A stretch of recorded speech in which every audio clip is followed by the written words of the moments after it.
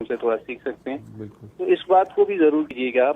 और दूसरा सर मेरा सवाल आपसे ये भी है कि अब जब सबको आप छोड़ रहे हैं, पॉलिटिशियन को सब आ रहे हैं, चलो सब समझते हैं, हम अदालतों पे बात नहीं करते, सब समझ जाते हैं कि भाई क्या हो रहा है, तो फिर अल्ताफ हुसैन ने क्या कसूर किया है? फिर इसको भी छोड़ दें। जब आप सबको छोड़ रहे हैं, जिन्होंने मुल्क को लूटा है, जड़ें लूटी हैं, उनको आप छोड़ रहे हैं, करप्शन केसेस में किसी को सजा हुई नहीं है, ऐसे ही अपने ड्रामेबाजियां हुई, चाहे मुशर्रफ ने की, चाहे इमरान खान ने की, चाहे जरदारी या नवाज शरीफ ने किया, सबने एक दूसरे को रगड़ा दिया, बस अल्लाह अल्लाह खैर चला, सबका खत्म हो गया मामला।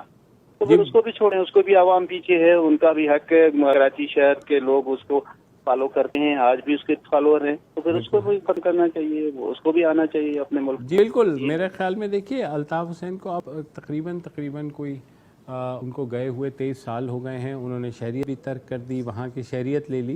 मगर आपकी बात ठीक है बिल्कुल, अगर लोग उन्हें चाहते हैं तो मेरे ख्याल में जब सब पे एमनेस्टी मिल रही है तो उनको भी एमनेस्टी देने में कोई हर्ज नहीं है। और ये हुकूमत जो कि PDM है, पाकिस्तान डेमोक्रेटिक मूवमेंट है, ये बहुत सी जो सियासी जमातें हैं उनका एक इत्तेहाद है।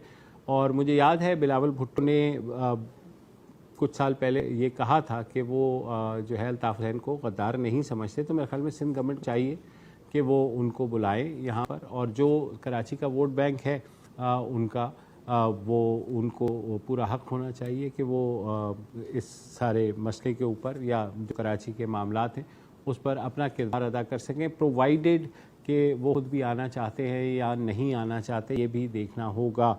और हमारे जब सियासी रहनुमा वापसी का फ़ैसला करें हैं तो बहुत ख़तरात होते हैं, आपको पता है। बेनज़ीर भुट्टो की मिसाल, शहीद की मिसाल सामने है हमारे।